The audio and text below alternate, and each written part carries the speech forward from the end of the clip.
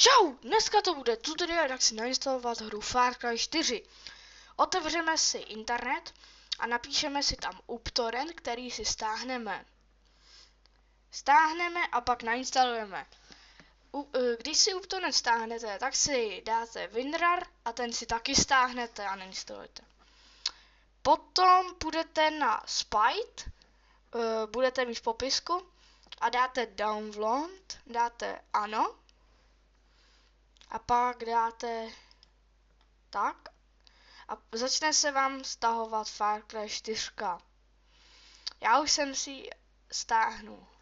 Potom půjdete na ulož to, pro jakoby si stáhnout tyto soubory, které budete mít v popisku. Potom si vytvoříte na ploše třeba Far Cry 4 crack a všechny 4 soubory do ní vložíte. Když se vám stáhne Far Cry 4, tak si ji otevřete, dáte Setup, tady dáte ano, tady si zvolíte jazyk, já si dám angličtinu a tady si dáte, kam byste to chtěli nainstalovat, já si dám třeba do game a dáme install a teď se vám to začne nainstalovat. Tak a pak tady budete mít nějakou chybu a dáte jakoby OK, pak dáte finish. Potom si zajdeme, kam jste si hru nainstalovali. Já jsem si ji dal do Program Files místní disku do Ubisoftu.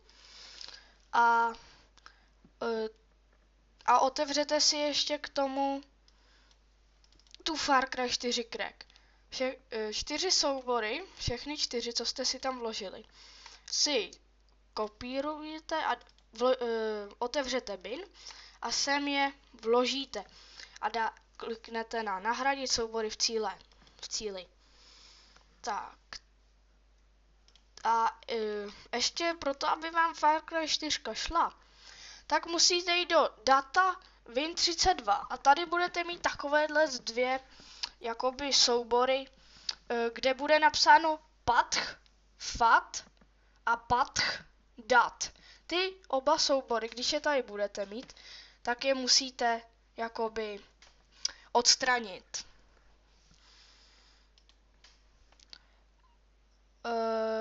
Pak si vytvoříte zástupce na ploše a musíte vždy Far Cry spouštět jako správce, protože jinak by se vám nemuseli uložit, jakoby, načíst vaše savey. Doufám, že se vám můj tutoriál líbil, nezapomeňte nechat like či odběr a zatím